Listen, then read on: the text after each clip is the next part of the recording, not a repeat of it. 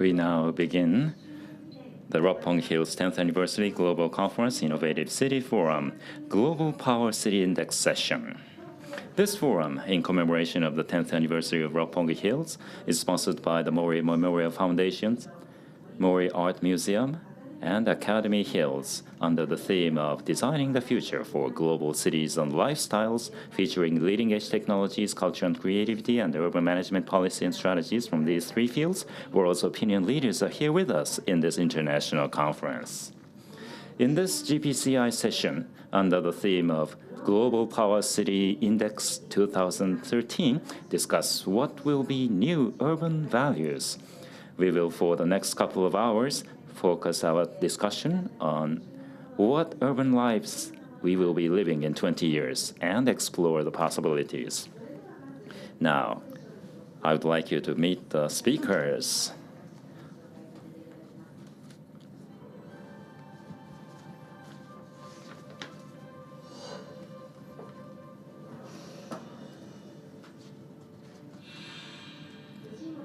Mr. Yoshiaki Fujimori. Mr. Fujimori is President and CEO of LIXIL Corporation. In 1986, he joined GE Japan. Since then, he was a Senior Vice President of GE US. In 2008, he became the Chairman, President, and CEO of GE Japan. After 25 years at GE, he became the CEO of LIXIL, a total housing living company, established by the integration of Toste Minax Nikkei Sunwave Toyo X area in April 2011.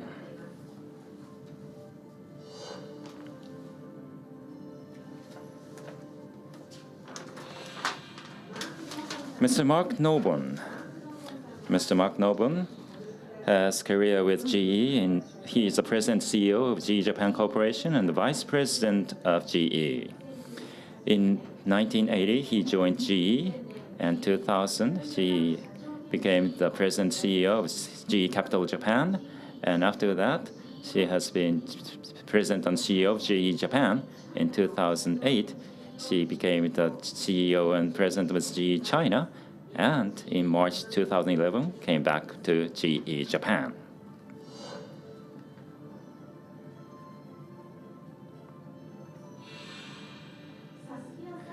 Ms. Saskia Sassen. Professor Sassen is a professor of sociology and co-chair of the Committee on Global Thought, Columbia University. She is the author of many books, The Global City, New York, London, Tokyo, and Territory, Authority, and Rights. Some of them are translated into Japanese. She has selected chosen as one of the top 100 global thinkers by Foreign Policy. Ms. Karen Tan. Ms. Karen Tan is Executive Director of the Better Hong Kong Foundation. He joined the Basic Law Consultative Committee of the Hong Kong Special Administrative Region as Administrative Office. He developed her career in e-commerce and also media, telecommunication, e-commerce. In 2001 and 2012, both of the candidates he supported won the election of the Chief Executive of Hong Kong Special Administrative Region. And moderating this session is Dean Professional Graduate School of Governance Studies, Meiji University, and Executive Director of the Mori Memorial Foundation, Professor Hiroo Ichikawa. Professor Hiroo is a member and chairman or a committee member of the Japanese national and local governments, such as Urban Planning Council of the Ministry of Land, Infrastructure, Transport and Tourism, and JICA, and he has authored many books. Now, Roppongi Hills 10th Anniversary Global Conference Innovative City Forum Global Power City Index session discussing the value of new urban cities. Professor Ichikawa, please. Good afternoon. Thank you for the introduction. I am Ichikawa. Well, today, as will be shown,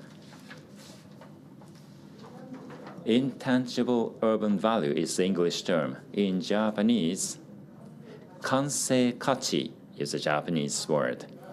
Well, sensitivity will be determining various futures of the future. And we thought about the English word, and this was my result, intangible urban value. Intangible means you cannot touch it, but it is a very important value. Utilizing this, GPCI 2013 will be discussed. That is the thrust of this session, GPCI, Global Power City Index. Yesterday at 1:30, we had a press announcement. The new data is now available. Tokyo is placed as the 4th, and with the Olympic Games, probably will be improved. And GPCI, very important city index. The future development, what are the methodologies which are available? That is the topic of today.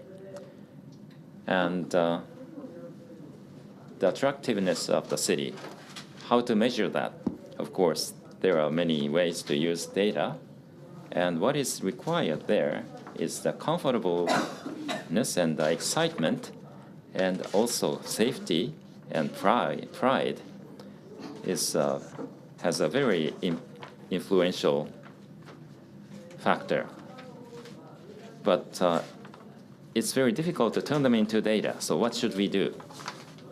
And that is, we define it as an intangible urban value. And if possible, within the city index, we would like to think about this, especially Tokyo. Compared with other cities, what are the differences? What we will be able to appeal. And probably we can focus on those points. That is one of the major objectives of this intangible urban values. How we should approach this. There are two contexts. The city, how to think about cities. Well, spatial setting, activities in the urban space, and the spatial management. Hardware, software, and people. These three axes can be utilized to understand the city. And further, with these things available, but actually there are many value orientations. There are 3 types: universal value, and regional and cultural value, and individual value based on individual value orientation. By combination of these, we will tackle this intangible urban values. So specifically, what are the elements to be used? There are 6 elements. One is efficiency. Secondly, accuracy and speed. And the third, security and safety. The fourth, diversity. The fifth, hospitality. It cannot be translated into Japanese, so hospitality. And lastly, metabolism. These 6 elements, of course, there are, well, GPCI uses indices which are close to this, but we haven't treated these as an object of evaluation. But even if we have high level of hardware, but still, we have to do a lot about software. This is a common issue throughout the world. Now, with these 6 elements, what these will be like? It will be enlarged later on. Simply put, the important points are, this side, 6 elements are listed. And here, characteristics, spatial setting, activities, and city urban management. And values, universal, regional, and cultural, and individual value. By combination of these, for example, efficiency, what is listed there. And what is relevant? This is more relevant with the spatial setting. Actually, this item is related with activities and what is the value. So those are the work that we conducted. Maybe let's be more specific. First, what we did was, let's take up efficiency. So specifically, accumulation of economic functions and quality of accumulation of economic functions can be used for evaluation. So for evaluation, rather than spatial setting, spatial management for values, not for individual values, but they should be general, therefore universal value. So when we conduct our activities, there are private sector and the public sector. So private sector in the offices and proximity of the office and the government. In Tokyo, Kasumigaseki and Marunouchi, those are very close. So proximity contributed a lot to the development of afterward. So there's a certain level of efficiency that is generated there. So in the economic activities, the basis proximity of those sites with basic functions will contribute to efficiency. So this proximity, when we look at this, actually,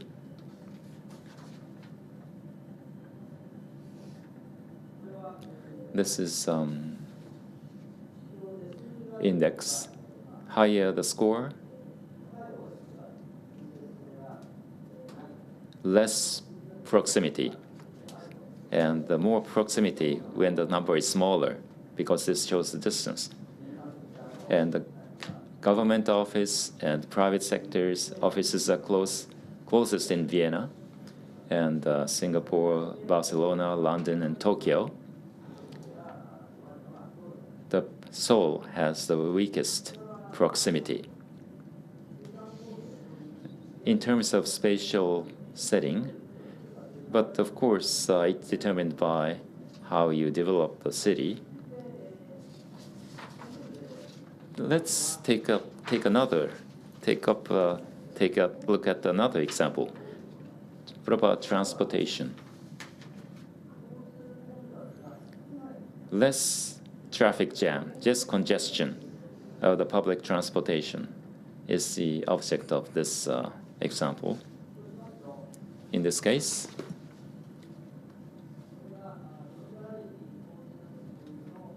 how much this shows the situation of the traffic congestion. The highest score,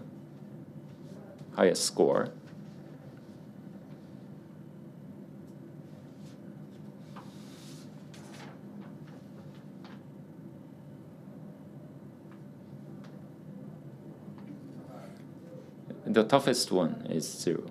And the best score is 50. So when we look at this graph,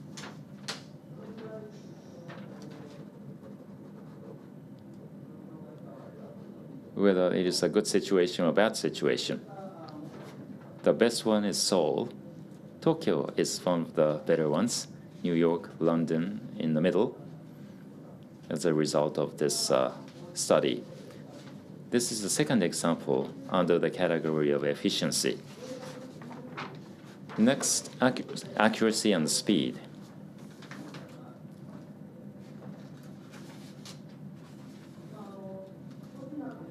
Well, traveling inside of the city, there are many ways. How much time it will take by utilizing public transportation for movement within the city area. It's a spatial setting, and also spatial management is involved. So this is more regional than universal in terms of value. Let's look at the result. Traveling time in city. Therefore, the higher the score, the worse. Vienna is the most compact, good score, and Tokyo is probably the next group.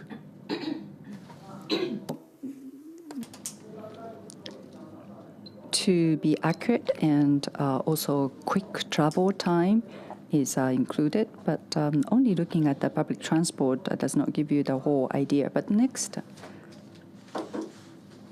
aspect is that in terms of the city ranking, sometimes we use the flight connection convenience. If you have more flights, you might get a better score.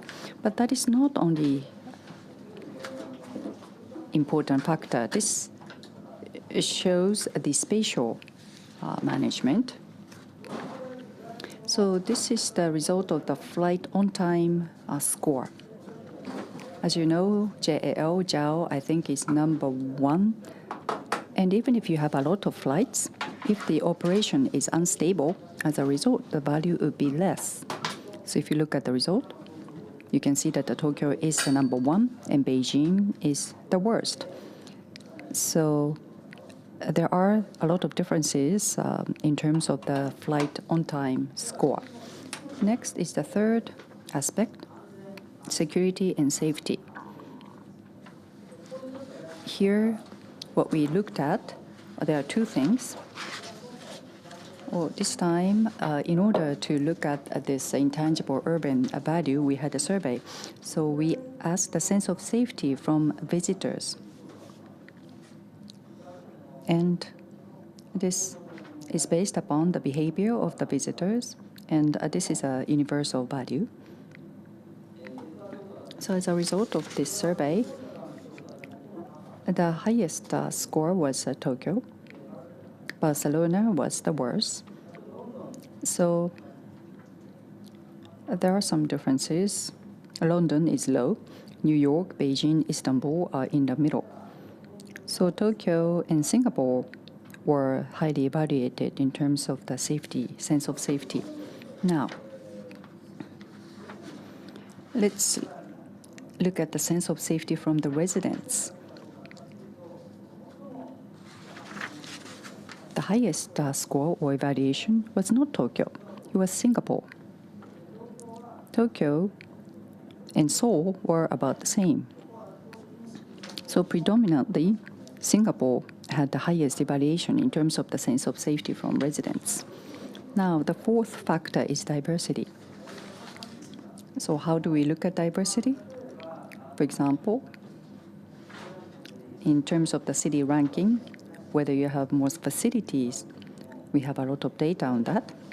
And that is not the only one factor. So what we looked at is more a regional aspect or characteristic. So that is the variety of the seasonal entertainment and recreation. We conducted the survey on this. So the result, the high ranking is Paris, Istanbul, New York. Tokyo is a little bit lower than those cities. Low one is Seoul. So those are the differences. The seasonal entertainment and recreation, and this shows the variety of the seasonal entertainment and recreation. Now, in terms of diversity, another thing we looked at, well, those are the cities. So comfort and fun, there's a landscape aspect. So this is the variety of the cityscape. So this is the spatial setting. So best was Istanbul. And the lower score was Tokyo and Seoul. So Tokyo's evaluation is low in terms of the variety of the cityscape. Now turning to hospitality. First thing we looked at, this was a survey done by somebody else. The first factor we looked at was that of New York Times, that is where to get the best service.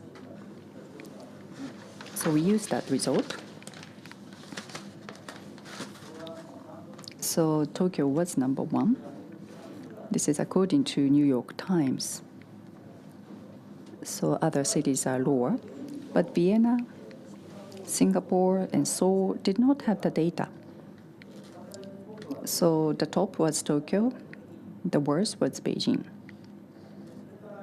Next, in terms of the diversity, we looked at the service standard, whether there is a high level of service. This is not our own survey. This is from TripAdvisor. It has a very highly evaluated survey. So when you use that, the result is high for Tokyo and Istanbul, and Beijing is low. London is the worst. So we don't know the reasons behind this, but according to the TripAdvisor, based on their standard, that this was the result. And then I think I skipped the page. This is the residents, and there's something before that. This is from residents, hospitality. And then, so the previous one was service standard. So this is that of TripAdvisor. Tokyo, Istanbul were high. Yes. Next.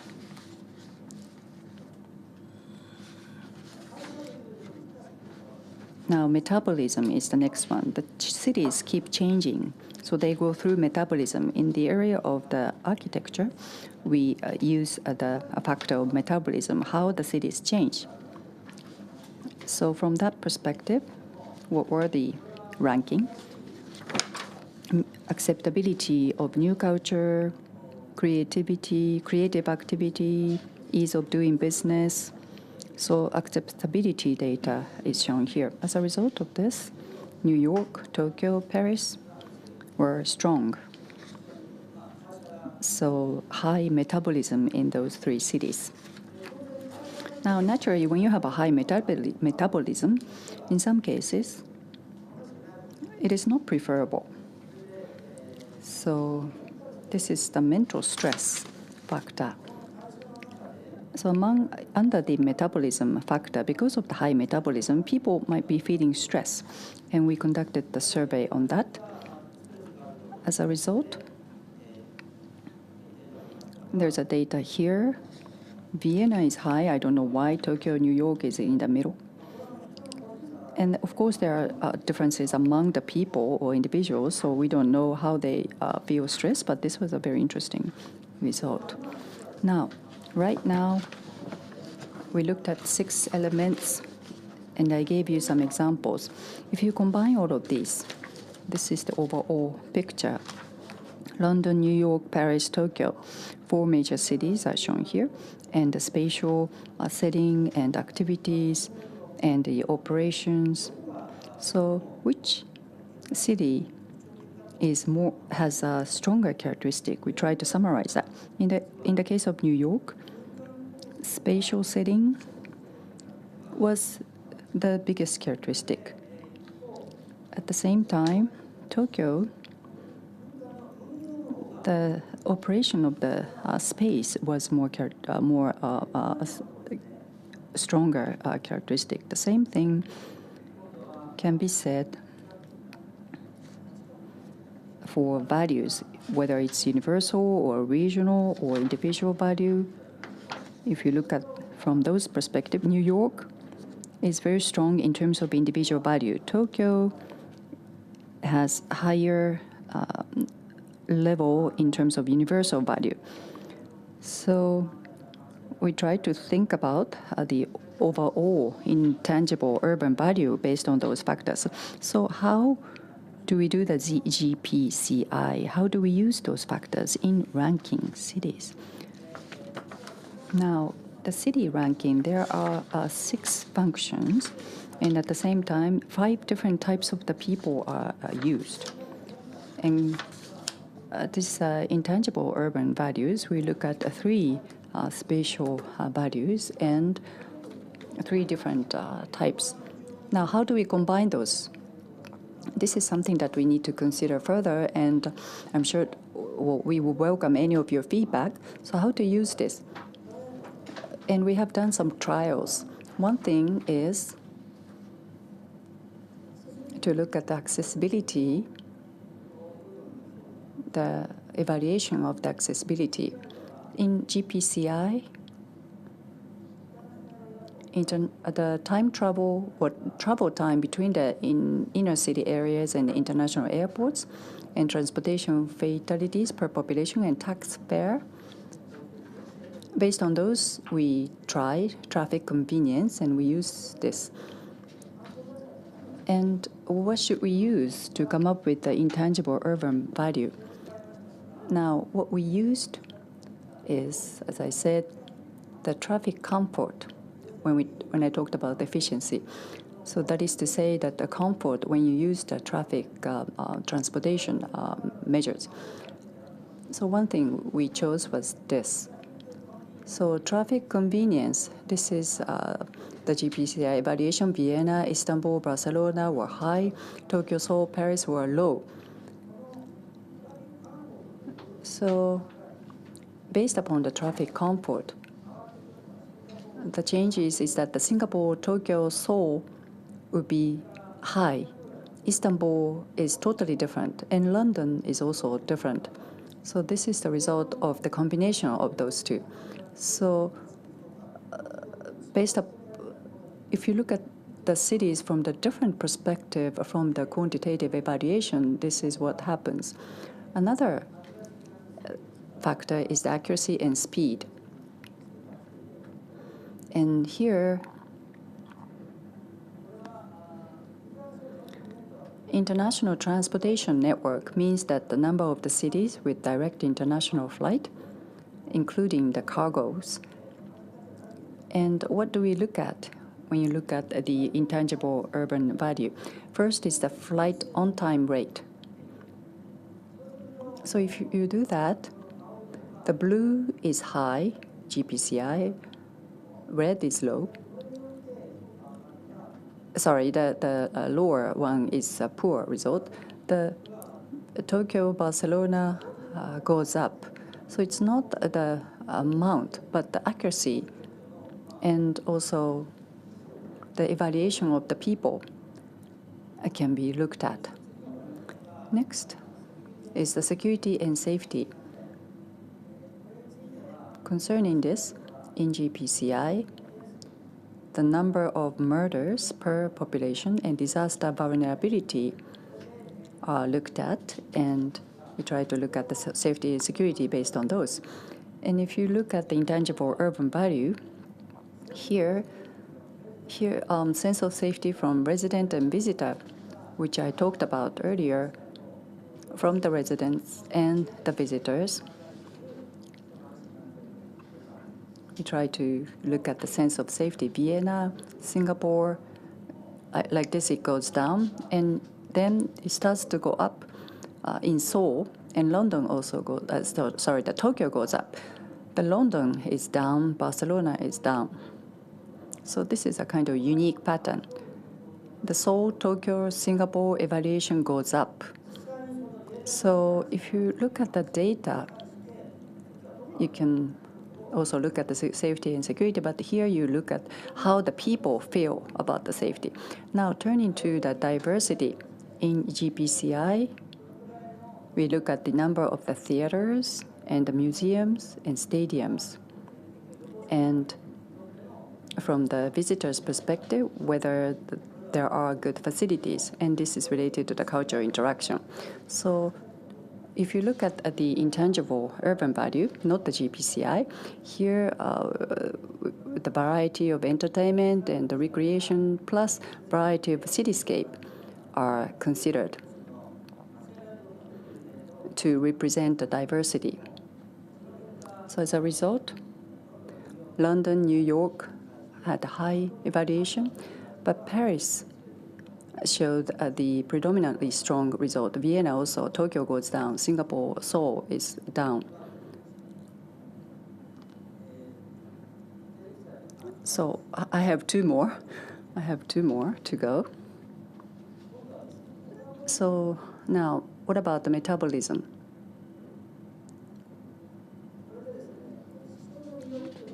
There's a market attractiveness in GPCI. This is the evaluation of economy. So the GDP growth rate and level of economic freedom, those are the data that we use. And if you look at the urban, intangible urban value, here, acceptability of new culture, art, entertainment, and business.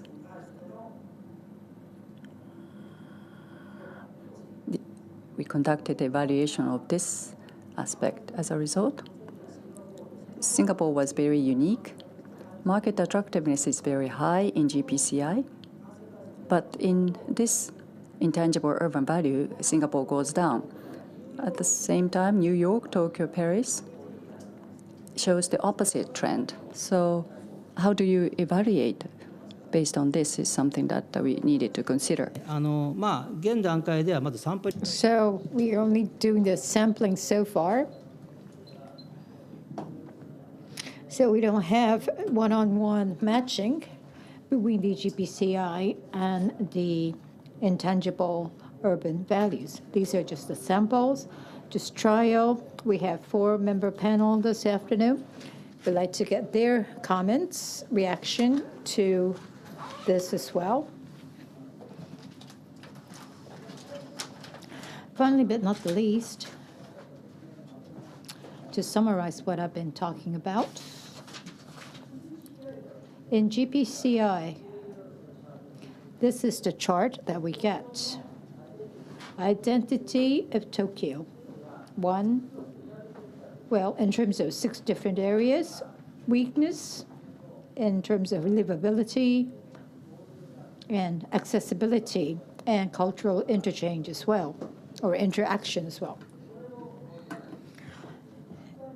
By actor, the weaknesses of Tokyo are felt especially by the managers in particular.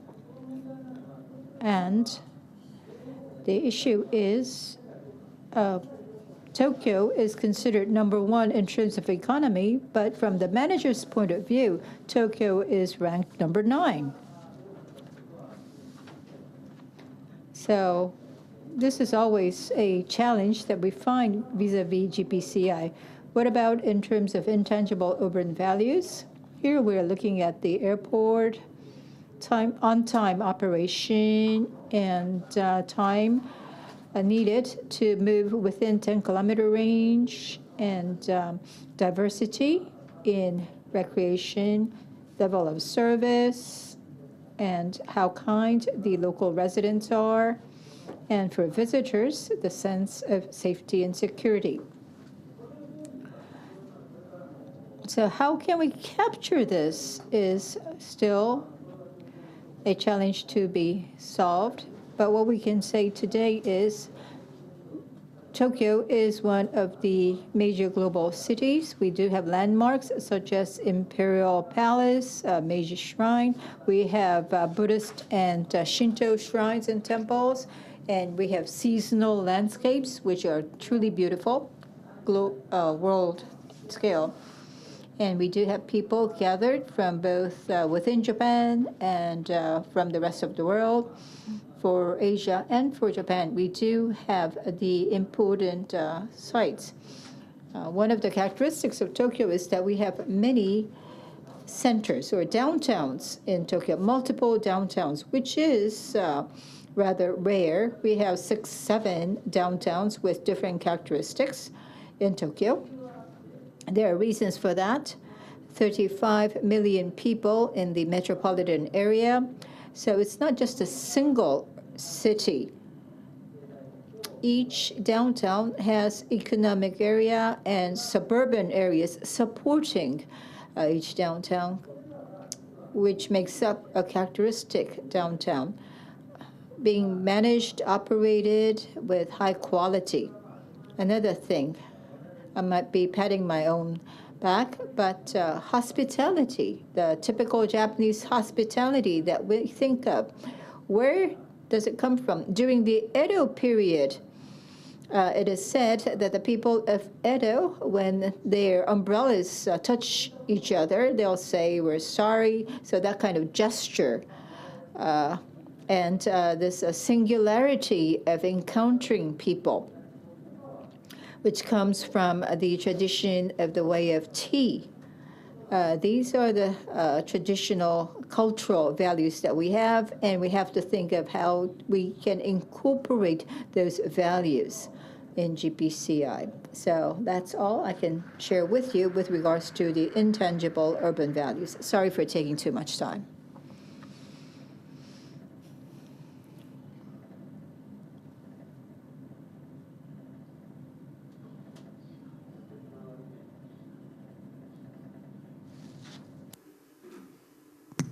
It's me again. I'm the moderator. I'm going to ask the 4 people to come up on the stage. Each will be giving us a short presentation. I'll be asking them for their comments before we engage in panel discussion. So would the 4-member panel come up on the stage?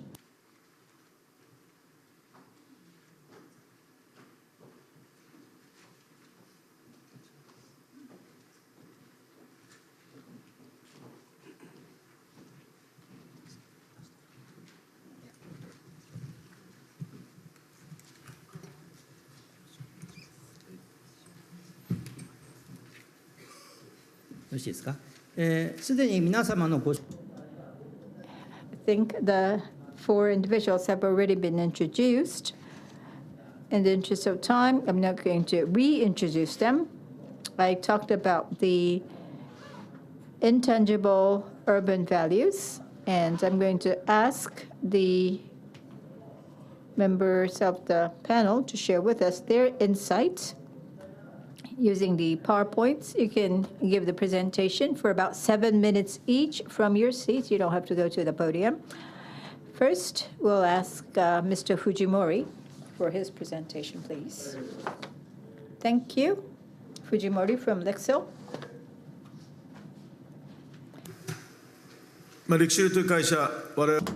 LIXIL is a company that addresses the challenge of spatial, the living and the homes, to bring about more comfortable living in homes.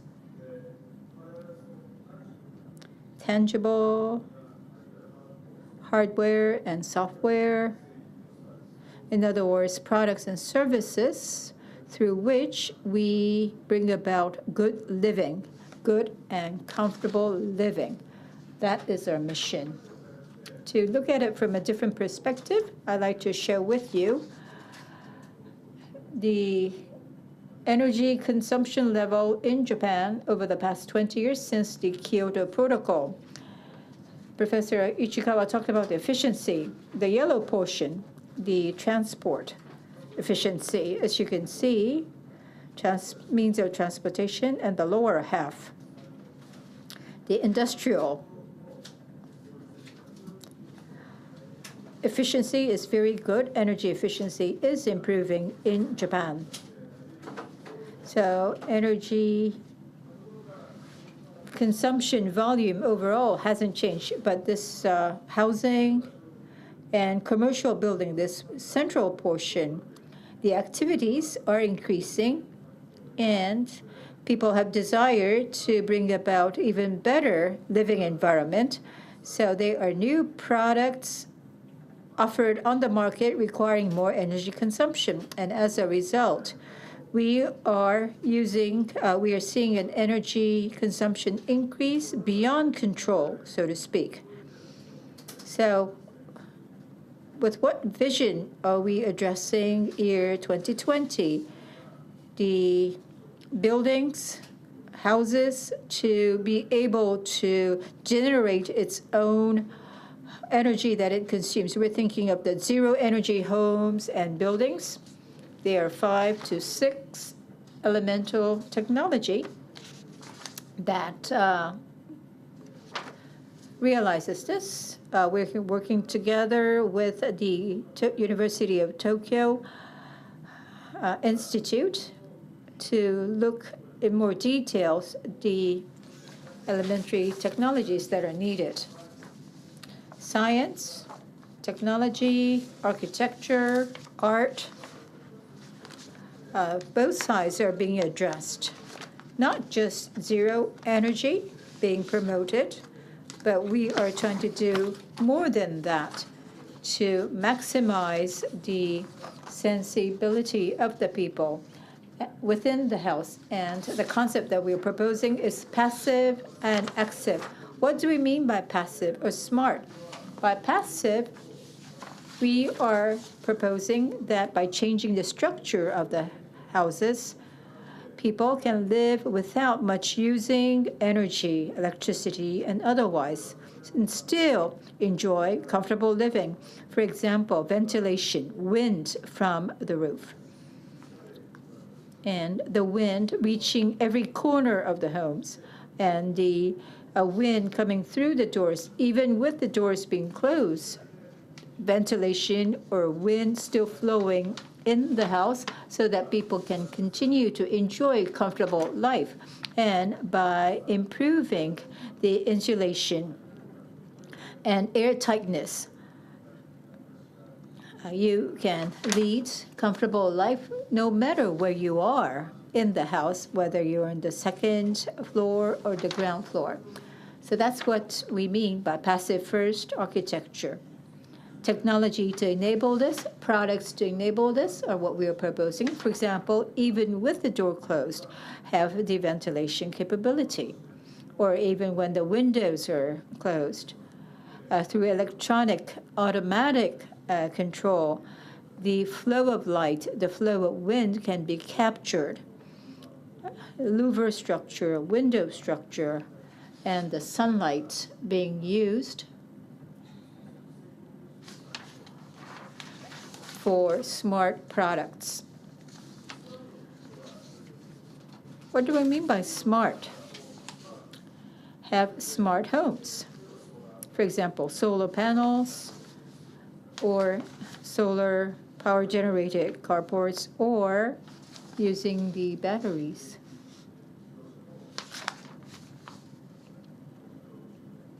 To recharge the electric vehicles. And we're also talking about the control.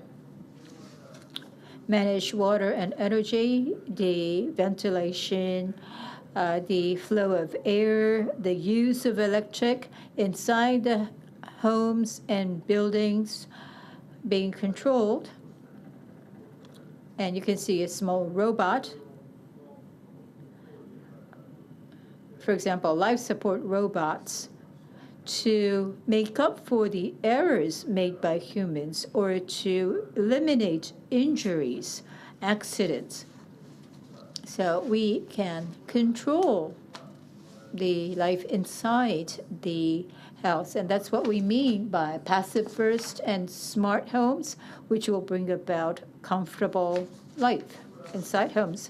And this is an example of innovation inside a building, on a roof of a building. Well, people are talking about the heat island issue, and the question is, how can we resolve that? We came up with the water retention ceramics. When rain falls, that rainwater is absorbed by ceramics, and when the sun shines, we can use the radiation heat to cool the building. This is a technology that is used in Mori buildings as well. We're doing the demonstration test, and it is said that there are 14 effects realized by year 2020 when we are to host the Tokyo Olympics. How would Tokyo look like then? Smart meters at all houses, almost all houses in Tokyo, to have smart meters over the next 7 years, which will bring about a new type of community called smart community, and that will bring about zero energy homes and zero energy buildings as a norm. Nothing special. So we're going to have entirely different landscape, which will bring about rich and comfortable living, where people will be happy. So by maximizing that kind of intangible aspect, Tokyo will be chosen as #1 city in the world. So that's our vision for year 2020. Thank you for your attention. Thank you. Passive first smart innovation and comfort behind that. Thank you very much. I think you talked about the true innovation. Mr. Norbom, please. Okay. Konnichiwa. I'm Mark Norbom from GE Japan. I want to talk about a couple of things today. Yesterday, leadership was identified as critical, really, in developing the direction for innovative urban cities and the trends. So I want to talk about that it's not really only the responsibility of the government or academia to lead in developing solutions to new urban systems, but it's also the responsibility of corporations. Indeed, corporations are actually the ones that have to carry these things out often. And so I think it's a big responsibility. It's part of the corporate social responsibility to recognize these values and to do things, to provide solutions. Second is just that it really makes good business sense to be able to recognize these values, and that you're going to be a much better competitor, much better business if you recognize these values, and not only today's values, but future values, and change your businesses to adapt. So it's good business, and it's an important thing. You have to excuse me for using GE as an example, but I've worked for GE for more than 30 years, so it's what I know best, probably. Our focus on providing what the world needs really started with our founder, Thomas Edison. This was really why GE was born. And indeed, Japan played a key role with Thomas Edison finding his first long-burning filament for his light bulb was carbonized bamboo from a grove near Kyoto. So we owe a lot of our origination to Japan. I'm not going to go through all of this, don't worry. Today we have about $150 billion coming from from this basic concept, understanding what the world needs and meeting those needs. In our case, what does the world need to move, power, cure, and build? And so this is kind of what guides us every day when we get up in the morning. But again, it's not just about today. It's critical to look forward and see what the needs are of tomorrow and into the future. If we look at two of our biggest strategic directions, these are about societal problems. It's eco-imagination, which is talking about clean and efficient power and water, and healthy imagination, which is better access, cost, and outcomes in healthcare. And indeed, these are the underpinnings of many of the values that we're talking about in the index today. So again, understanding these values is good business. Now, back to the subject of this discussion, really, what does a more urban Japan need as we go forward? And from my perspective and GE's perspective, urban societies looking for better availability, access, and sustainability for things like problems and issues and challenges like healthcare for the aging, secure energy, clean food and water, and transportation. Now, I've worked with GE in many different countries, and when I go and I talk to government leaders, mayors, governors, they mention these things. Every one of them mentions healthcare and energy, and in places like China, they talk a little bit more about quality of water and food, but transportation is also very high. So these are all very important things that corporations need to think about. If I take an example from Japan, I think healthcare for the aging is a good example. Today, Japan has more people over the age of 65 than the total population of Australia and New Zealand. and close to the total population of Canada. And that slope is continuing to rise. So the needs and values of this segment of the population are not really, can't really be addressed with the infrastructure today that exists in the healthcare system. And so we've got to think about the direction that healthcare needs to go.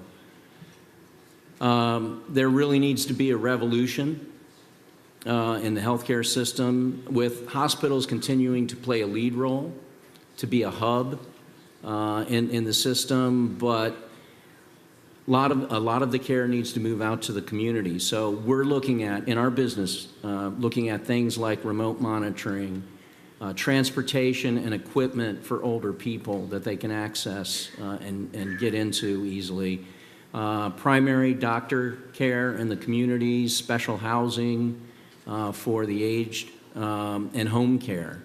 So, you know, hospitals can be the hub, but if you've been to a hospital lately in Japan, there are lines and there are queues and they're crowded and they're not really built for what Japan needs in the future. Another aspect of healthcare in Japan is that the government's also looking at hospitals to be emergency disaster centers. And so we're looking at energy management and backup systems for these hospitals, water treatment, IT and patient care systems, state-of-the-art medical equipment, green and sustainable and secure aspects of the hospital so they can be these disaster centers. A third example, also in healthcare, is something that we call the doctor car, the menkoi, and this is really a mobile office for doctors and nurses so that they can go to the patients, whether it's shelters or whether it's older people who can't get to hospitals and primary care. So four-wheel drive vehicles with portable medical equipment that can be used the equipment can be used remotely or it can be used in the office. So this is, again, a great solution for society and good for our business. In the area of clean food and sustainable food, this picture is a picture of our indoor farm project in Tagajo City in Miyagi Prefecture. We work with a partner there. We grow vegetables indoors in tiers with LED lights that are tuned specifically for the vegetable, the specific vegetable. We adjust the water so that it has the right nutrients in it. We control the airflow, and one of the best things is there are no bugs in this building. So per square meter of ground, the productivity of this project is more than 50 times more than a land farm per meter. And this can be done in the middle of the day, 24 hours a day, 365 days of the year. This is an example of an approach we take with food in growing food in Europe primarily. We have over 1,000 projects, tri-generation projects, three ways of generation. One, we provide energy to the greenhouse. Two, we provide heat. We recirculate the heat in so you can grow 365 days a year. And three, we clean up and recirculate in the carbon dioxide because plants like carbon dioxide. So we get that back into the greenhouse. And then the excess electricity from these projects is sent back to the grid. In the Netherlands, more than 10% of the electricity supply in the country comes from the agricultural sector. So that's a great solution for Japan as well. So, you know, I sort of end where I started, and I would just say that, you know, again, it's a two-way thing. I think corporations need to provide leadership and understand and play a leadership role to satisfy new urban values. And it's really essential for society, and it's good business. Thank you.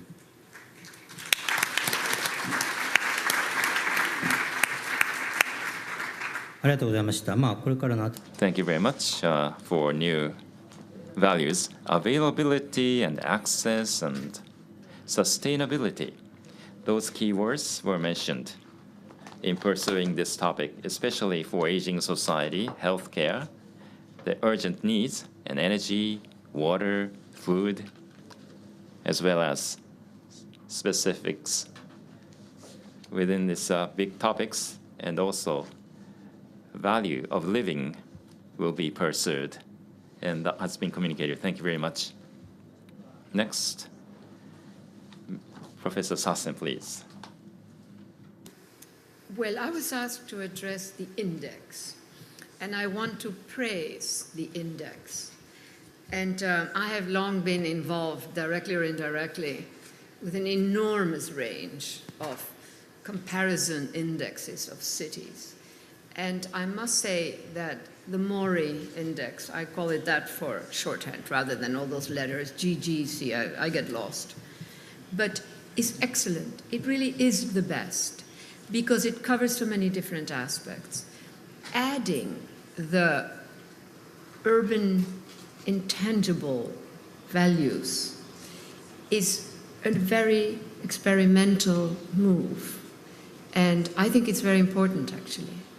When you think of a city is always more than the sum of all its parts. It produces something that is a kind of intangible. I think of that when I look at the question of something I call urban knowledge capital. Urban knowledge capital is more than the sum of all the knowledges in the heads of the brilliant creative classes, of all the knowledges that specialized knowledge firms can produce. Because the city has a capacity to scale up and give you something that you had not quite seen. And so I think as the intangible values component gets more developed, as you say, you're just trying it, I think that getting at these kinds of intangibles really makes a difference. I just want to add to all the things that you covered, I just want to add a few more of these intangibles, just as examples. One, very simple, think of a city in rush hour time. We bump each other, we rip each other's buttons off, etc. Nobody takes it personally. And if you take it personally, you're simply wrong. You are either neurotic or you have a problem. But the truth of the matter is that there is an embedded code in urban space. It's a space-time equation, clearly. During rush hour, you do not take it personally. The same action in a neighborhood is almost an act of aggression. So that's one example. Another example, if you think of the environmental question, and I really appreciated what the two prior speakers, those are very interesting initiatives. But if you think of the environmental question in cities, the way I have been working with it is that a city has multiple scales and multiple ecologies.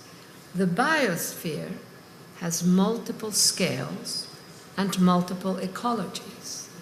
Right now, cities have multiple connections with the biosphere. Most of them are negative, and Tokyo actually is much better than most other cities, big cities. So I say, here is a capability. All these articulations, complex articulations between an urban context, a city, and the biosphere. How can we use those connections and change their valence, make them positive? And then you look at a city and you say, yes, a major source of damage, but also a major and necessary source of solutions. And for instance, one thing that I've been obsessing about is what biologists who are interested in the environment, which is, by the way, a minority of biologists. Biologists, may be interested in the biosphere, but not necessarily in the environmental question. But here are some recent findings that are extraordinary. One, by biologists in Denmark, a bacterium that if you put it in brown waters are the organic, dirty waters we produce in vast quantities in kitchens, in in bathrooms, etc. If you put that bacterium there, it actually produces a molecule of plastic. Durable, resistant, but, that's the big difference, biodegradable. That means that what is now a negative in cities, this vast amount of brown waters, often disposed of in ways that are not kind to the environment, such as burying it underneath a golf course and then suddenly it becomes methane gas and it explodes, many different ways, actually becomes a positive. We can make something out of it that we need in just about all sectors, plastic, with the difference that it is a biodegradable plastic. And the city is the producer of that. So what is a negative, a cost, can become a positive. Another example is a bacterium that likes to live in concrete. Now we know that buildings are one of the key sources of negative greenhouse gases. As this bacterium lives on concrete, so it's not marble but concrete, it actually deposits a calcium. And with time, it takes a bit of time, it's not an accelerated process, it seals off and stops greenhouse gases. Eventually, again, with time, it actively purifies the air around it, whether that's on sidewalks, on buildings, etc. There are many other examples, and Japan is actually in a vanguard. I thought you referred also to some of this, in a vanguard in using biospheric capacities to address the environmental question. And in that sense, I want to finish again with the intangible values. I think that as the team proceeds further on these intangibles, I think you will also reach this scale-up capacity that the city has, which can be negative or positive. So the urban knowledge capital, as an example, the embedded codes in urban space that actually have the effect of civilizing interaction, even when that interaction is very tough, like at rush hour trying to catch the subway. So I just want to commend the Mori Foundation for having done this index, which over the years has really become one of the best index around, and for adding this new dimension. And I should say, since I'm on the, whatever we call the advisory board, I am a very tough commentator. And Professor, you know that. And so when I praise it, it is really honest. I'm Dutch, and we Dutch are pretty practical and straightforward. So it is really a very good index.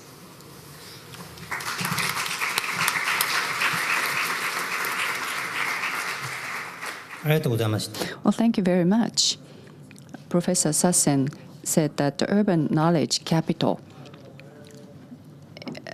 we are focused on the intangible urban value, but to evaluate the cities, there are different evaluations, and many people felt that the importance of it, including the rush hour code.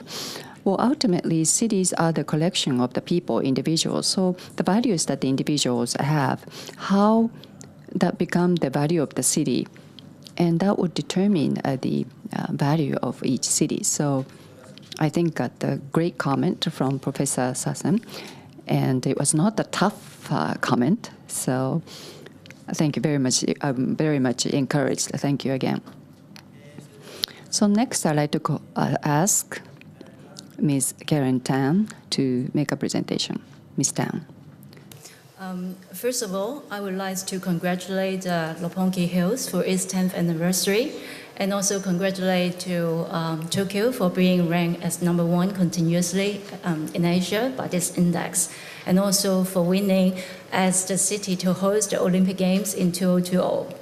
Now, I would like to thank the organizers and also Professor Ichikawa for giving me this opportunity to share with you some of the intangible urban value of Hong Kong that I see. I think Hong Kong is an efficiently connected city with a big open heart. DNA of a city is just like what Professor Ichikawa has just mentioned, is the people in the city. The appeal of a city is related to how the city is structured and also the spirit of people, and which could be interrelated and not easily be copied by another city. This is typical of Hong Kong, overlooking from a high point of Hong Kong Island to the Kowloon Peninsula, which is quite close to a green belt. So that means you can get away from a busy city life to a country park just within 15 minutes.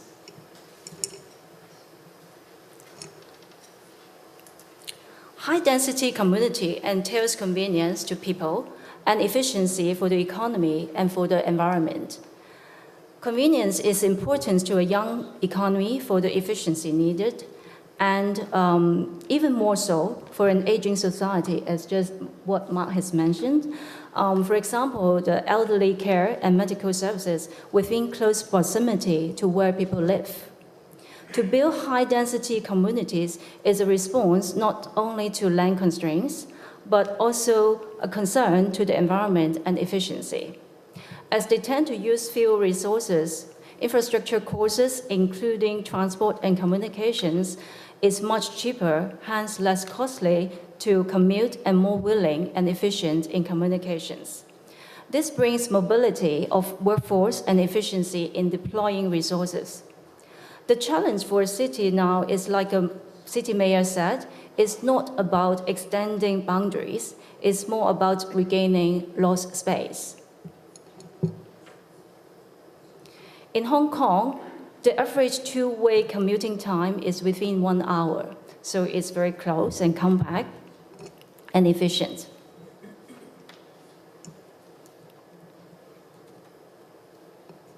Hong Kong has a very efficient and punctual public transportation. I believe Japan is even more so. It's a very punctual system. And we have a very efficient healthcare system, providing low-cost and high-quality services to our people. According to the Bloomberg Efficiency Score of Healthcare System, Hong Kong ranked #1.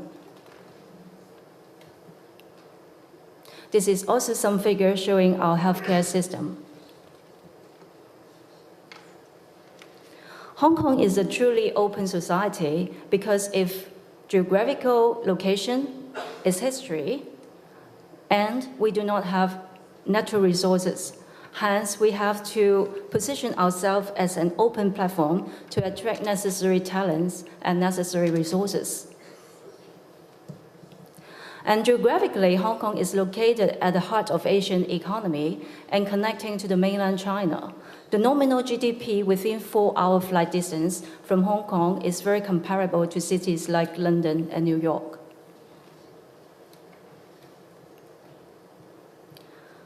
Hong Kong is a world city and a culture melting pot. In 1945 to 51, the population exploded from 600,000 to 2.4 million in 6 years, and there was no social conflict or tension within the society. 40% of citizens are born outside Hong Kong. Because of the colonial history and Hong Kong is connected to China, it has the tradition of a mix of East and West culture. The society is open and embraces diversity, have freedom of expression, and no taboo nor censorship. We have a lot of media in Hong Kong, print, international, digital, you name it. Hong Kong practices globally recognized system, and rule of law is highly respected. People appreciate this fairness and righteousness. It is therefore easy for people from different cultures to adapt and to live in Hong Kong. Non-locals do not feel foreign to this city.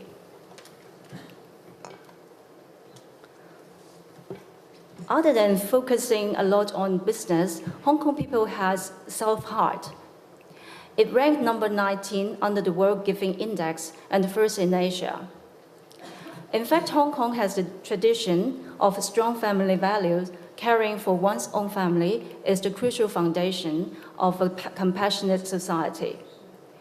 85% of Hong Kong citizens would financially support their elderly parents, and 69% willing to live with them. it is also a responsible society. The government, even though provides a 12-year free education, cheap healthcare services, and supporting the needy, and yes, we have a very prudent public finances. Hong Kong is also a very safe metropolis, I think very comparable to Japan.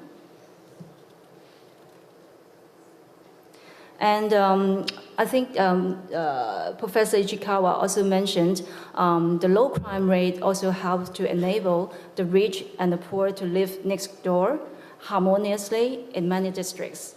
So sharing the same public transportations to work.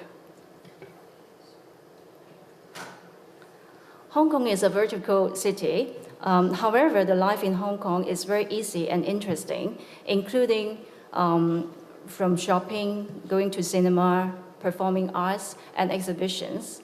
And the recent art scenes is booming. For example, the Art Basel 2012 has decided to have the ASO Hong Kong 2012 also in Hong Kong.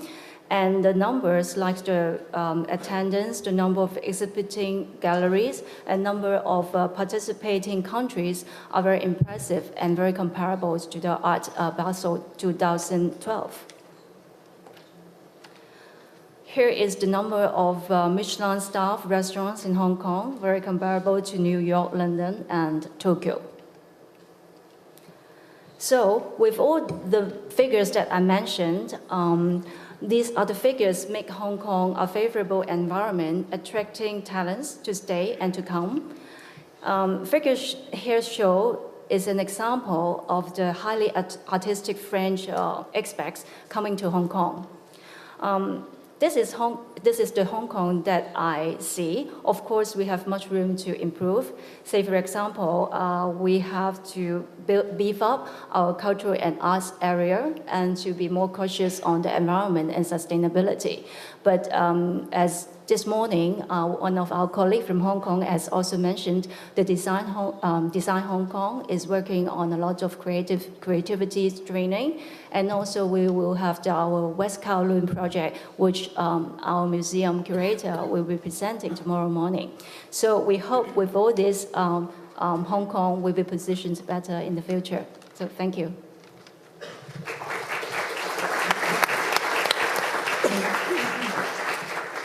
Thank you very much. I think that the most compact and the most efficient city in the world is Hong Kong. And talking about Hong Kong, something surprised me. In the area of the healthcare, you have a very high level of healthcare service. That was the surprise for me. Thank you very much.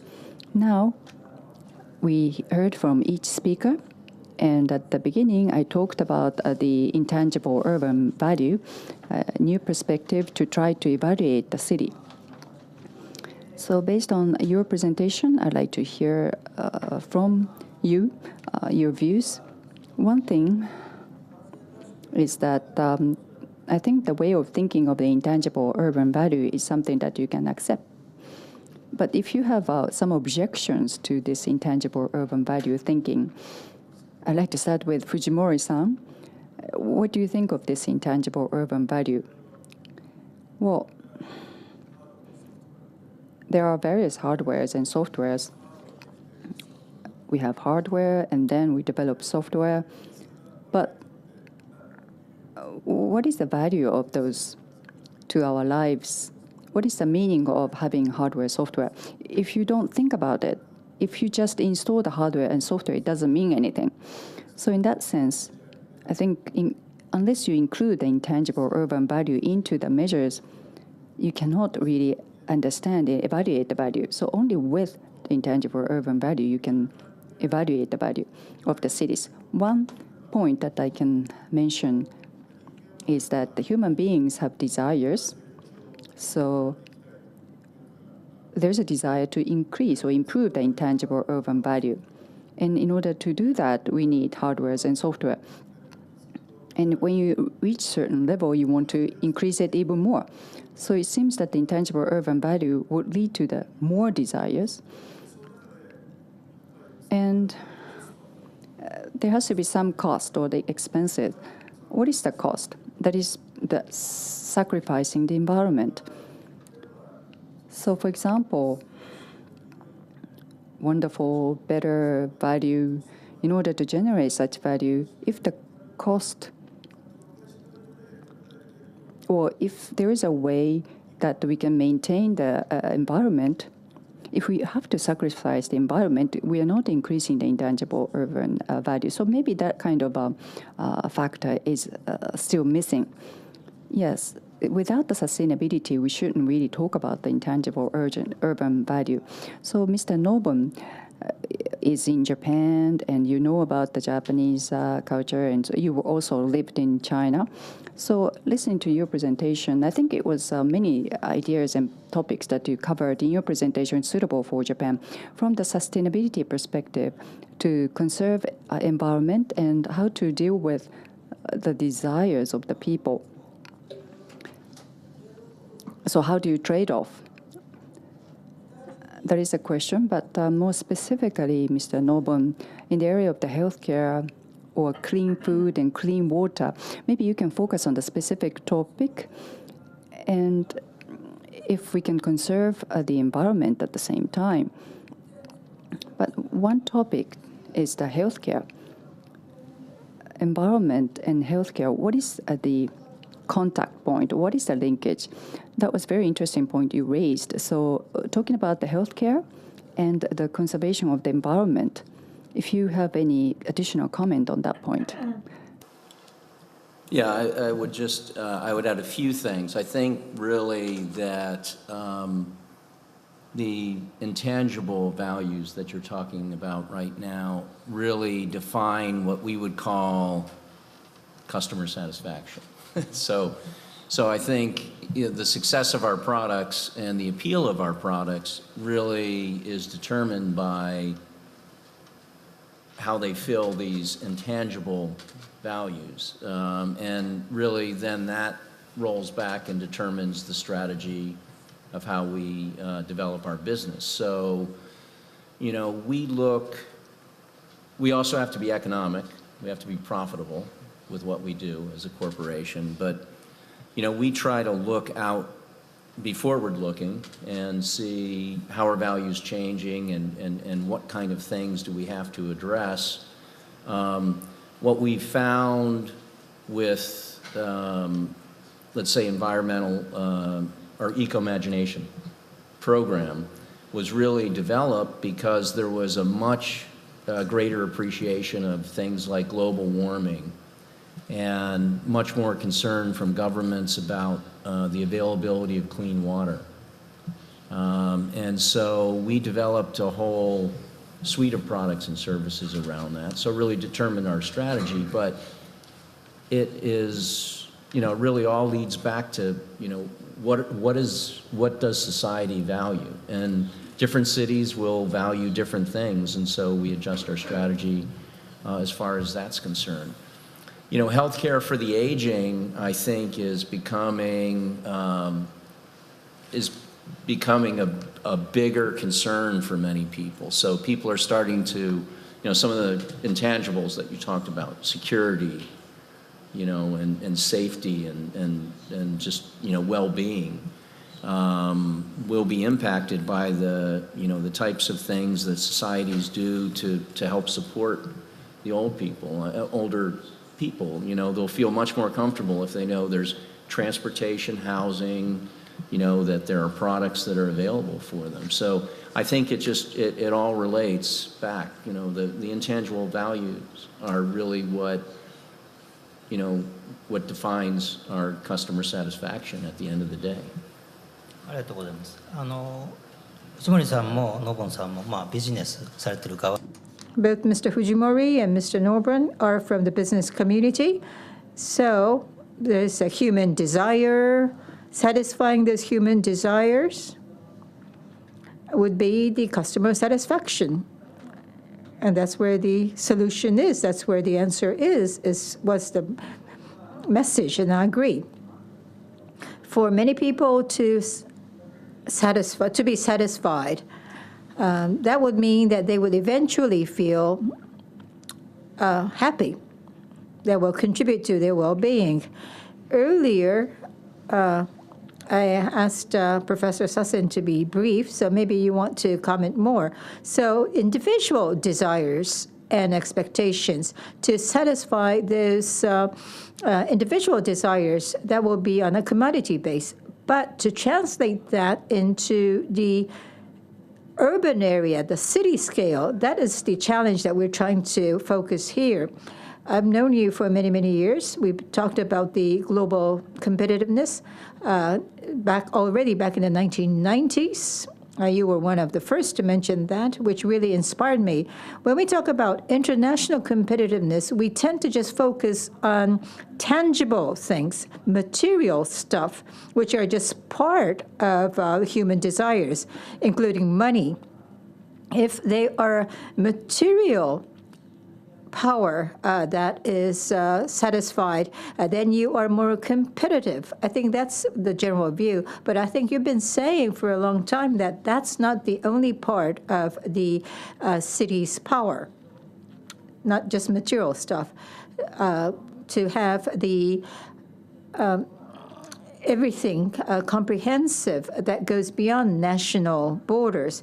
Now, urban knowledge capital is what you mentioned earlier, which I think would be the economist's definition of the intangible value. I might be wrong.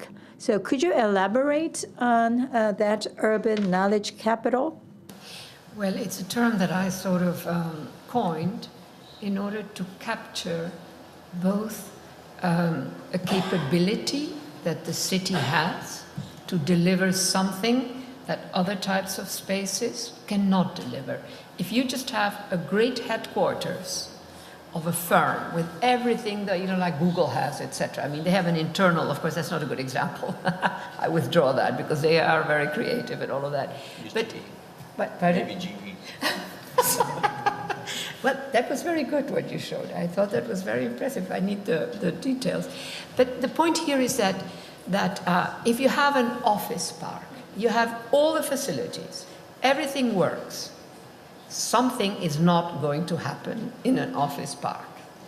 And that is precisely what an urban environment with the mixities of people, that person just came from here, that from there, something, and then the capacity built into the city to scale up.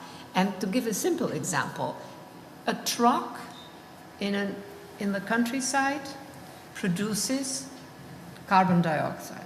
A house in the countryside produces green gases, negatives.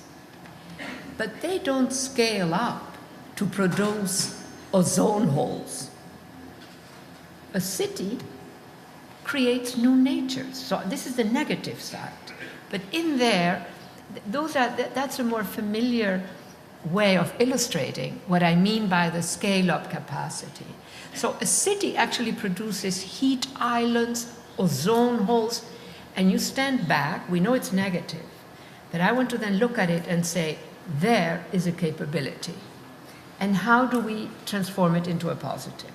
Now, with urban knowledge capital, it's a similar thing. It's a more intangible, it doesn't produce ozone holes, but it produces something that explains two conditions right now in our world. One of them is, why do firms that have all the resources to buy whatever technology they need, like financial firms, that moreover trade and deal in digital goods, right, that are totally mobile, why do they need to be in cities? And why do they keep expanding their actual urban footprint? When they need a city, when they land in a city, they actually expand the amount of space that they have. They really need it. And so then again, you wonder that there is something that the city gives them. And it is something that is a scale-up. It is precisely the feature of the city to combine different worlds, to combine different scales, which cannot be had. I mean, maybe at some point we will also digitize that, but right now we don't. But then there is a second. We have homogenized standards This is part, the standardizing of standards is part of the global story. So we have consumer markets or consumer goods that you find everywhere. But every one of these large cities that you mentioned, and so many others, they are still different. And that's very important. You know, I can really stand back again and say, how is it possible that with all the standardizing of the state-of-the-art built environment, you know, the standardizing of standards, that in the end, what you still see is the difference of cities.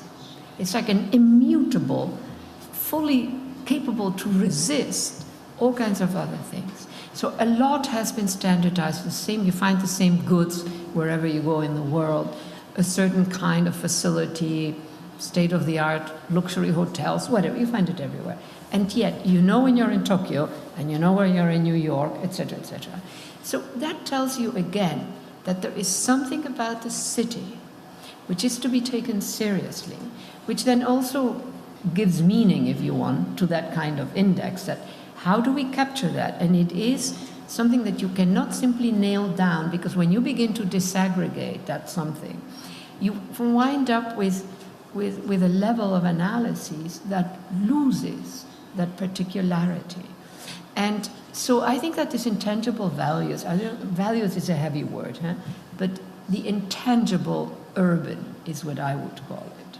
Because values immediately trots in. And not everything that you described in a way were values, but it is about an intangible something that is an aggregate of multiple intangibles that is on the urban.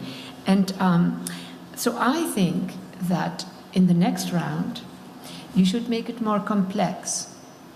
So this knowledge capital is a good example because that is something that people can understand, right? The multiplier effect. You can implement certain technologies, certain experimental conditions that both of you were describing in a way. You could implement them in a city, even if they're expensive, because you have a multiplier effect. So thinking of urban space as containing multiple capabilities that enable certain possibilities, which if you were dealing with a suburb or a very small town, you could not implement. So those are all in, there is an intent, even if the thing is tangible, what enables it, the scale-up capacity, is actually an intangible, right? And look how many words I have to use to describe it. So anyway, that would be a thought. I would definitely sort of keep on elaborating on that. ありがとうございました。続いてちょっとまたさっきの説 Thank you. So I'd like to ask Karen Tang to follow up on what you said earlier. In Hong Kong, when I visited Hong Kong recently, I feel that Hong Kong today is different from Hong Kong in the past. It has changed so much. The image of Hong Kong that many people have is that you really concentrate on efficiency, but there was something negative associated with that. That was the past. But whereas today, sophistication is progressing very rapidly, high level of sophistication. So it has always been efficient, and now you have sophistication added to that, meaning Hong Kong is more powerful than in the past. And the question is, why have you been successful in doing that? You showed us some data. The crime rate is low. It's very safe. It's a very secure city, which might not be known to people. People know that Singapore is a safe city. Maybe people don't know that Hong Kong is a safe city, but Hong Kong has changed. So the question is, why is it that Hong Kong has so quickly transformed itself into this sophisticated city? Any subjective comments you'd like to make? Here, I think maybe there is some difference in the perceptions of the safety by a tourist or by local residents. To us, the safety has been quite the same. In fact, I think when you ask the questions about how the theme of the conference, I think is more how to build up our future. And how could we make our future city better. The objective is really how to make our life easy to live. And I think convenience is one of the things. And vertical is something that I think we really need to think of in the future. As I just mentioned, it's not just not finding the space, but more concern of the environment and efficiency. And so when you say Hong Kong been changed, it is more efficient than before, and the sophistication is different, because I think one concept which is very important to Hong Kong is it is an open platform.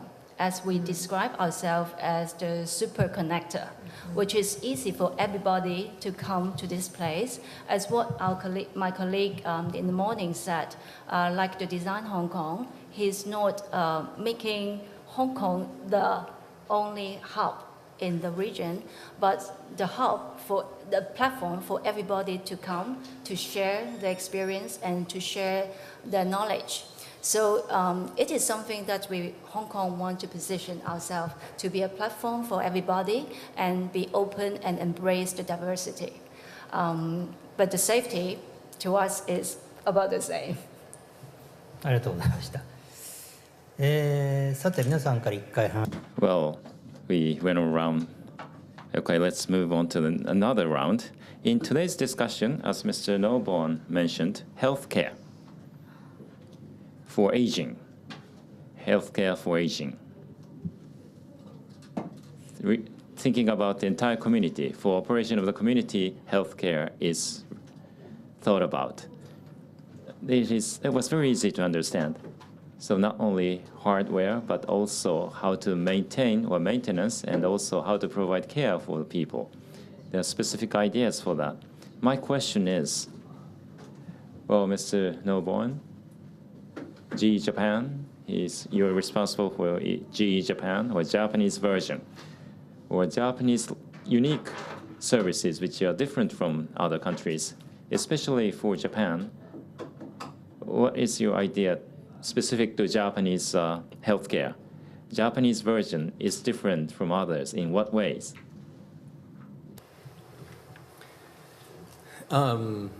Yeah, it is interesting. Japan is different from almost any other market in the world in that the quality of service and the quality of the equipment, the demand is higher than anywhere else in the world. Also, we find that in terms of the technology and the capability to develop the equipment, that this is the best place to do it. And I think it's because the people demand it as well. So Japan is a center of excellence for GE globally for the highest end medical equipment that we produce. And again, that's a reflection of the values of the society here, that there is a very high quality focus.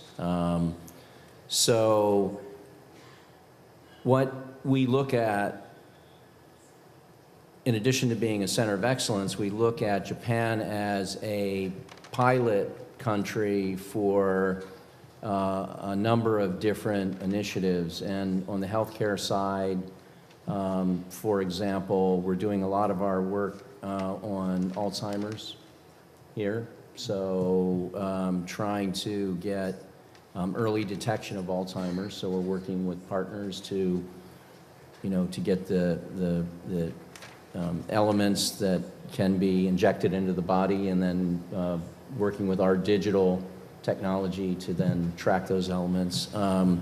Liver disease, which has a higher occurrence here in Japan than other countries, liver fibrosis. So we're working at developing solutions for that as well. We are doing a couple of pilot programs on what we call silver equipment for the aging. It's very difficult if you've had an MRI scan or gone to a hospital and had some of these scans. They're not necessarily easy to get into, and then you move around. and they're really noisy. And, it's a problem for everybody, but it's even more of a problem for people as they get older.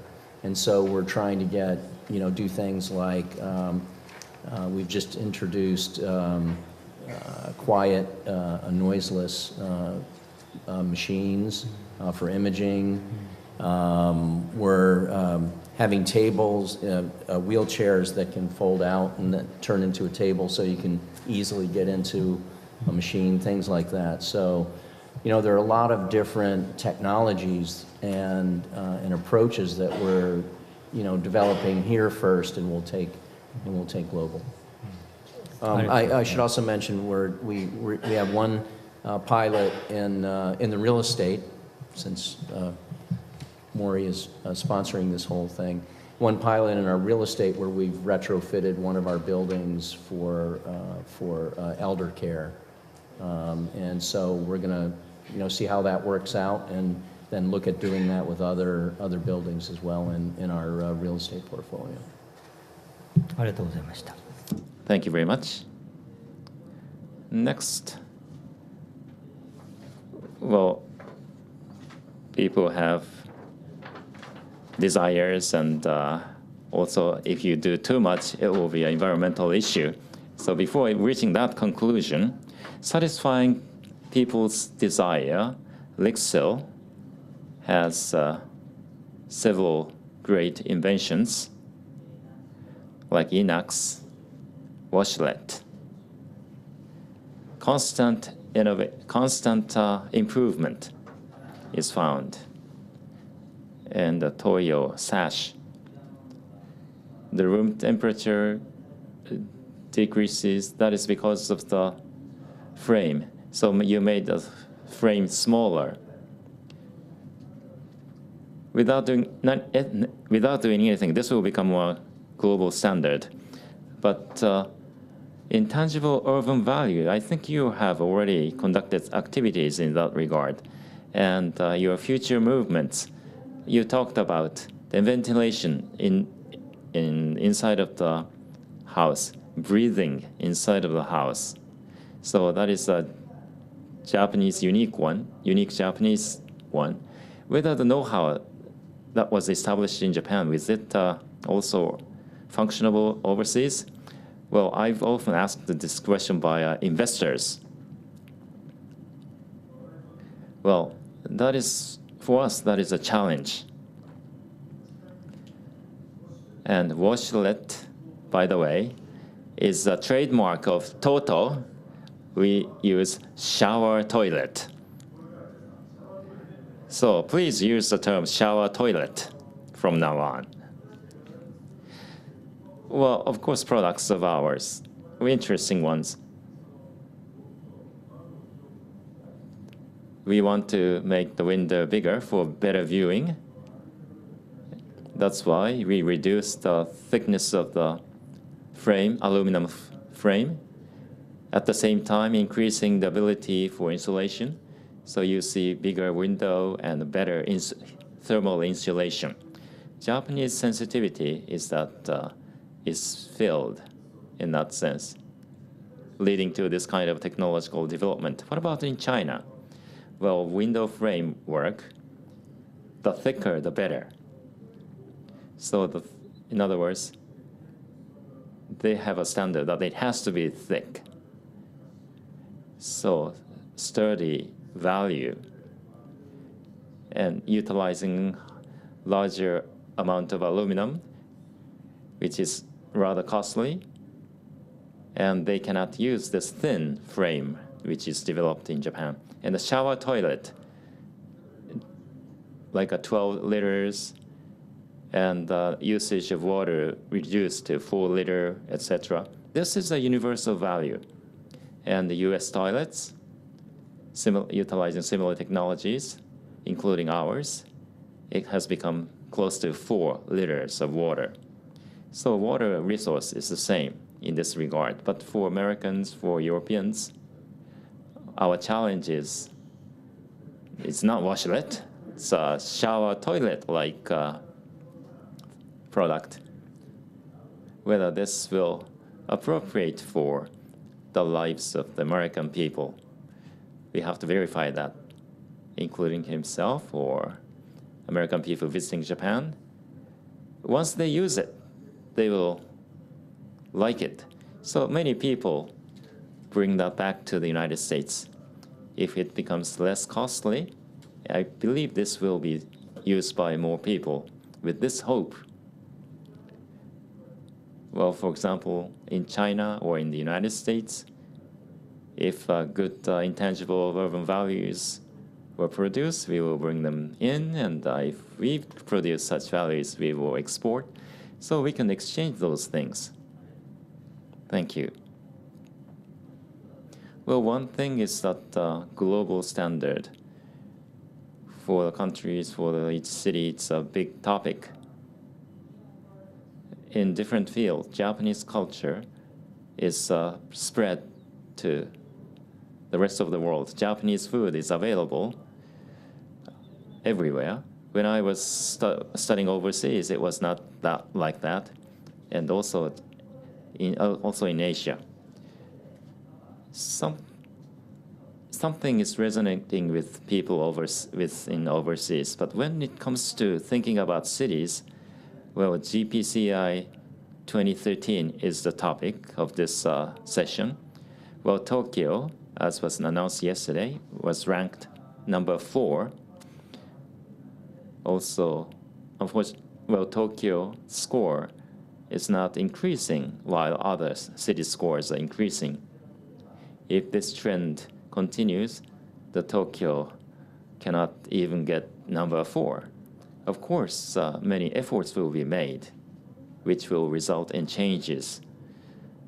The competition only in the field of hardware is not appropriate, and also our evaluation, quality and quantity, we have to evaluate the quality. Otherwise, the good points of Tokyo will not be appropriately evaluated. Another thing, on the other hand, as was mentioned briefly, this evaluation, different country, different culture, different people, it will be resulting in difference.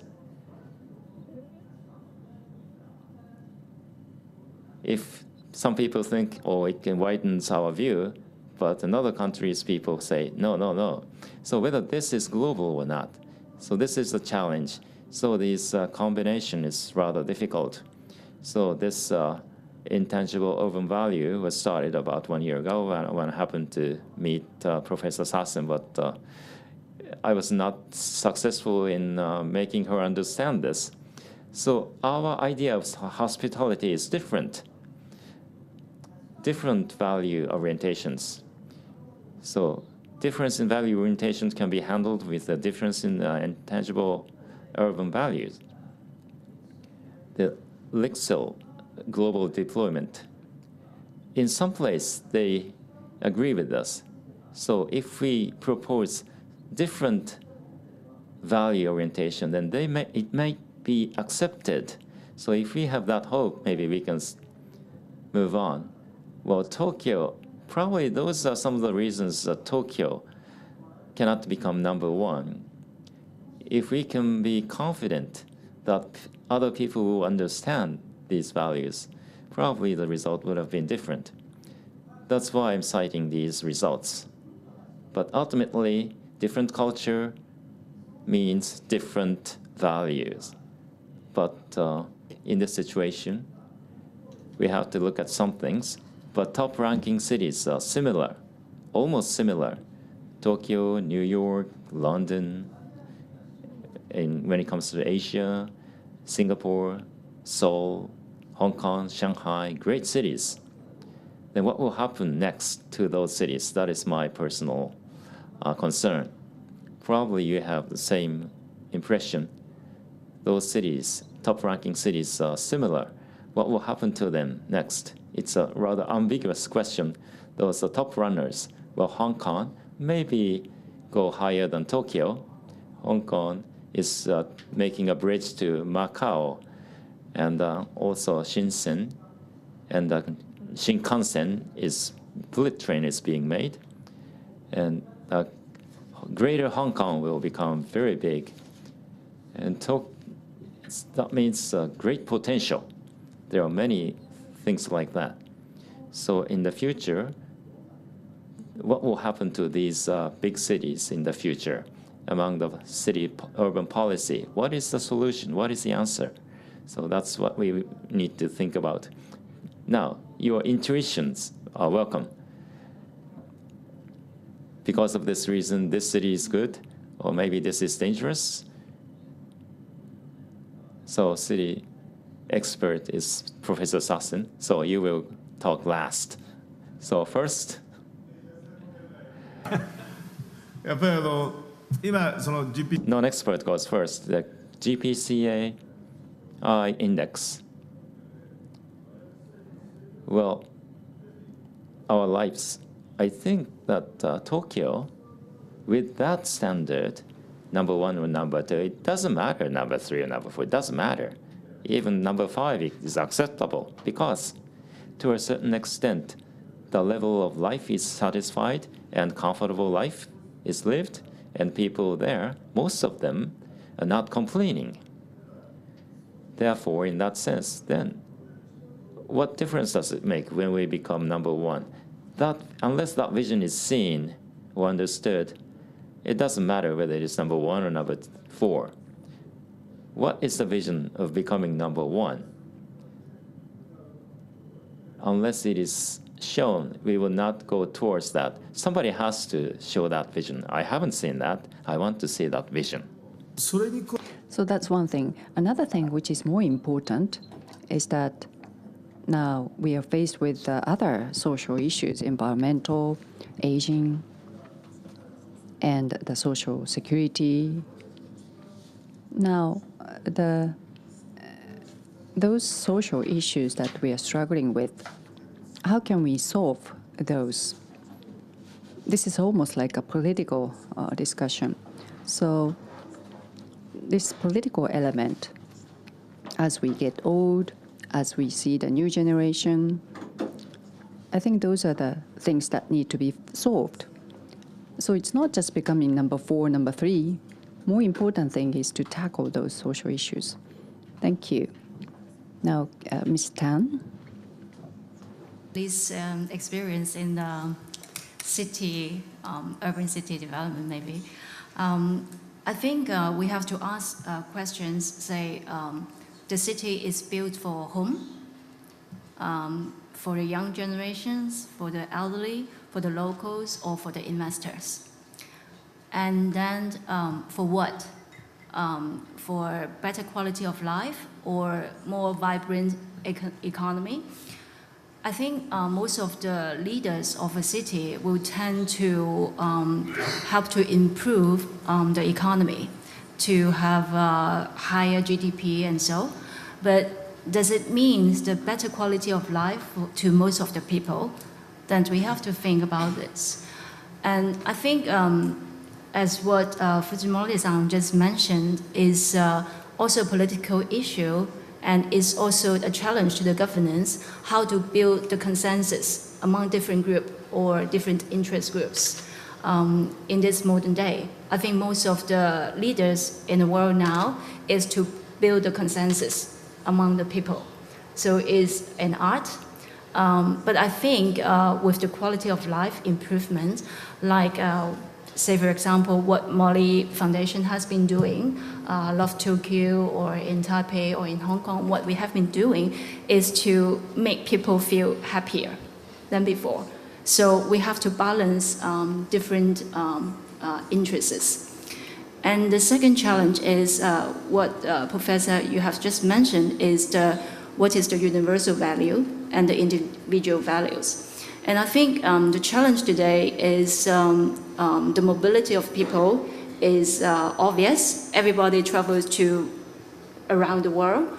And at the same time, for those who will not travel, they will look at the internet. So with this internet, people are so connected that people might think the same way.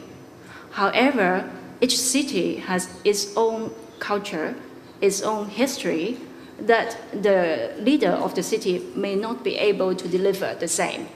Say, for example, the challenge that we have in Hong Kong is the environment and the development. And more young people are very conscious of preserving the heritage building or even preserving some rural area for just very special species of butterfly and frog.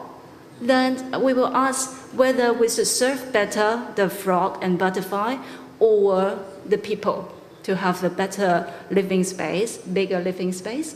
So all this has to be balanced, and it is a challenge to the leaders of the city. And I think it is more governance issue and also the art or the beauty that the public-private partnership can do more. ありがとうございました。じゃあ次と同じ。Well, thank you very much. Same question to Mr. Norbom. Just a couple of comments. I can't necessarily give my forecast of what will happen to a specific city, but I do think that just like everything else around us, that the access to information, whether it be internet, television, other types of media, is just so fast right now that everything around us is sort of converging. And so I think the values are converging. So I think cities will become a little bit more like each other as we go forward, because they will continually compare themselves to other cities, and they'll know instantaneously what the fashion is in one place, or what kind of art or music or other aspects, other cities value, and that will start to merge the values. So I think we'll see a convergence in those aspects. And then the second thing that I think is true of today's world is that people are more mobile. So they can move around and they'll vote with their feet. So where the two things start crossing over, I could give a couple of examples. Florida in the United States is good for old people to retire because they have a lot of services, the weather's nice, the things are there. So people move there, older people move there. Conversely, if you see some of the problems with the air pollution now in China, people are starting to notice, and people will start to exit places where it might get intolerable. And indeed, many companies, particularly foreign companies, which have, a bigger choice perhaps than people that live there, are, making a choice that they don't want to be located there. So I think increased mobility, increased access to information will cause a merger, a consolidation of the values, and I think people will vote with their feet, and they will go to the cities that are more attractive. ありがとうございました。では、Well, thank you very much. Lastly, Professor Sassen. Just adding to what already has been said, there are two major vectors that I see as generating possibilities and major challenges. So when you ask, where will these cities, you said Shanghai, I think, and others, where will they be in 20 years? They will be quite a bit underwater, literally, if they don't do something about it. The environmental issue is critical. We have already scaled up in damage terms in the last 30 years in very significant ways. When's the next one? So we have to deal with that. And that has various implications. Also on this negative side, the extreme inequality. Now, this is a big issue for me, and it is built into the systematicity of our economies and our political economies. There is not one government or one economic sector that is guilty. This is an assemblage of technical capabilities, profit logics, etc., etc. So what is interesting about the city here is that the city makes visible both the positives and the negatives. So the city is one space where we can all be witnesses to the good and to the bad. Now, on the other hand, very interesting development is sort of what I think of as an emergent urbanizing of geopolitics, of global geopolitics. When the premier of China goes to the United States, he does not go to the United States. He goes to Washington, D.C., and then there is a choice between New York or Chicago. When mayors at the Rio summit, Rio 20 plus, met, mayors have, over the last 10 years, learned how to talk to each other. They can share and exchange. You know, they really do imitate. Like the bikes, New York City now has bikes. Everybody, no, bikes, public access bikes. Everybody thought that cannot work in New York because it will be stolen in a minute. It works. There is a kind of civilized attitude towards these public goods that are these bikes. So there is now what mayors have learned is how to talk to each other in a way that confronts, just like that, the issues. National governments tend to intermediate endlessly. And so in that capacity of mayors to talk across countries, across cultures, across languages, and the disposition of mayors to be practical, to find solutions, I think that is a very interesting development. And that is a place where cities have accumulated knowledge, experience that can gravitate to this global geopolitical space. The final comment, and that comes back to what you were saying, this number one, number two. The value of the index is that you produce a lot of knowledge about cities. But what is also happening in the world is that there is an increasingly connected operational space where cities sort of interact and need each other. No city can provide it all or have it all. So that we're really dealing with a multinodal operational space where cities are critical nodes. And that in itself can lead to, I think, to a certain kind of solution to our problems, whether that is inequality, the environment, applying new types of innovations, implementing them. So there is both a negative for me and a very sort of rich in possibilities, emergent possibilities. ありがとうございました。 Thank you very much. I think we are running out of time. But if possible, if there are anyone in the audience who would like to ask a question, I'd like to take them. So any questions in the audience? よろしくございますか。はい。まあちょうどNo questions? I think we are running out of time. I think it was a kind of grand theme, and what you think about cities were discussed.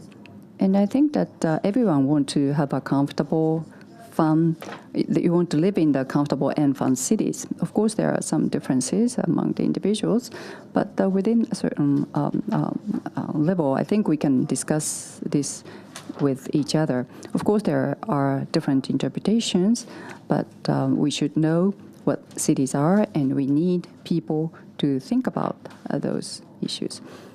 And so the theme of today is something that we need to deepen, and that is something that we would like to continue to ask you. So maybe I can ask each one of you to make a last comment, just one word, one comment from Ms. Tang, Karen Tang.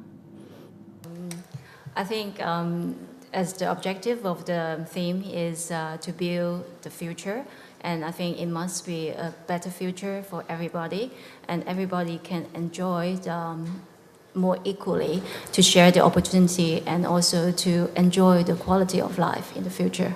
Thank you very much. Saskia. Oh, I see. Well, I would say diversity comes together and produces something that could not be produced without that diversity. Thank you. The Norbom. Yeah, I would just say that the one point that was made is that cities can work together and learn from each other, and so I think it's important to have forums like this where people can exchange ideas, because solutions can be transferable and scalable. Thank you. じゃあ、八村さん。例えばこういう話ってダボス会議。World Economic Forum at Davos is another place where these discussions take place. Creating cities, urbanization is a globally important subject, of course. In the past, I attended Davos meetings and participated in many discussions. And as Mark said, countries can come together and engage in discussion. Not just people in Tokyo, but people from different cities, different parts of the world should sit together, discuss, and share ideas, share best practices. I think that's important. Thank you. We were blessed to have great speakers for individuals. Thank you very much. Although the time was limited, thank you so much. We had wonderful time. ありがとうございました。藤森義明さん。 Thank you, Mr. Fujimori. Thank you, Mark Norbom. Thank you, Professor Sassen and Karen Tang. And moderator, Professor Ichikawa. Thank you very much. 以上をもちまして、 Ladies and gentlemen, with this, we conclude Innovative City Forum Day 2, the GPCI session on the 49th floor at the